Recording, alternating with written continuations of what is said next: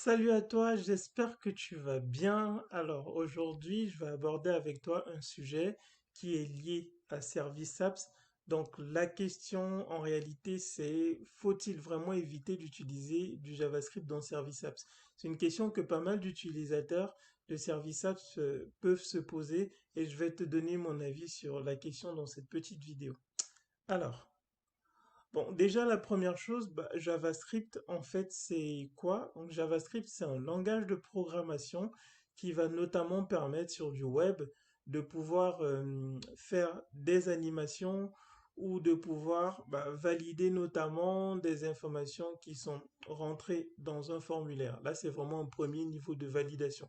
Je n'entre pas dans tous les détails techniques, mais ce que vous pouvez retenir, c'est avec JavaScript, on peut faire des animations, par exemple, sur un site web et on peut par exemple valider aussi des informations qui sont rentrées dans un formulaire.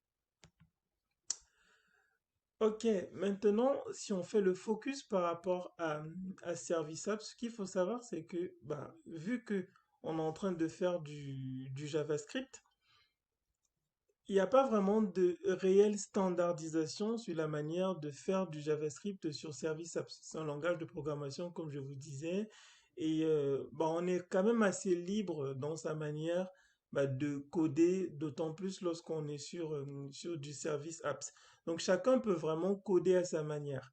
Et dire que chacun peut vraiment coder à sa manière, ça signifie que derrière, lorsqu'il faudra maintenir l'apps, ça pourrait être un peu plus compliqué. Parce que si moi aujourd'hui je travaille sur une apps et que j'ai ma manière de coder, si une autre personne vient travailler sur le portail sur lequel j'ai travaillé, bah, elle pourrait ne pas avoir les mêmes repères et tout. Et c'est en fait ces petites choses-là qui peuvent vraiment complexifier notamment voilà, la maintenance d'une apps.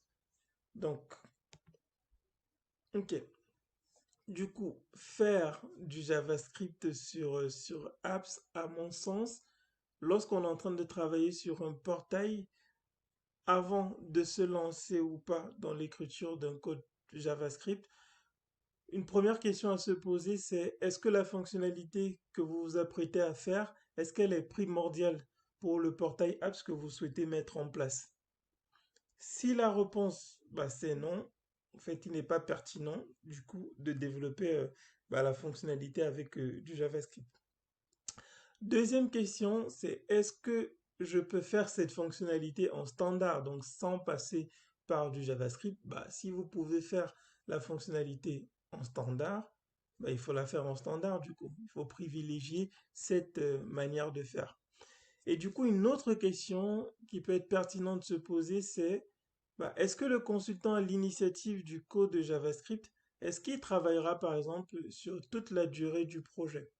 Pourquoi est-ce que c'est intéressant de se poser cette question? C'est parce que si aujourd'hui une personne fait du JavaScript sur un portail et que son intervention sur une mission c'était une intervention de très courte durée, si jamais il y a un bug derrière et que vous n'avez pas une personne à un instant T qui peut aller débugger ce code en JavaScript, vous pourriez être bien embêté en fait. Donc, si une personne intervient de manière ponctuelle et qu'elle veut faire du JavaScript, l'idée, ce serait par exemple de vraiment prendre le temps de bien tester tout le module qui est lié à JavaScript avant la fin peut-être d'intervention de cette personne-là.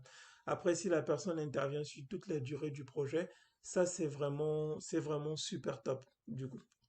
Je vais vous faire une petite démo du coup quand même de ce à quoi ça peut servir. Donc JavaScript. Donc ici, vous voyez, si je fais ça, vous voyez que ici, on a donc les informations qui sont affichées qui défilent. Vous voyez, hop, hop.